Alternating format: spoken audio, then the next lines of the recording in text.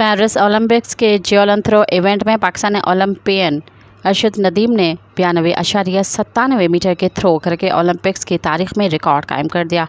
अरशद नदीम अपनी पहली बारी में थ्रो न कर सके, लेकिन दूसरी बारी में अरशद नदीम ने 92.97 मीटर की थ्रो की, जो ओलंपिक्स की तारीख की अब तक की सबसे बड़ी थ्रो है।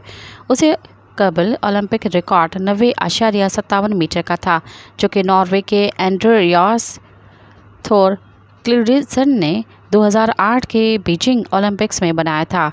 अरशद नदीम ने तीसरी बारी में 88.72 मीटर थ्रो की।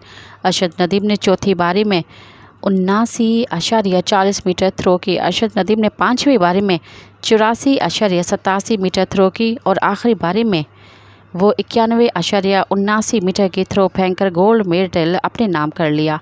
साबिक ओलंपिक चेयरमैन भारतीय खिलाड़ी नीरज चोपड़ा सिर्फ 89.45 मीटर की थ्रो फेंक सके।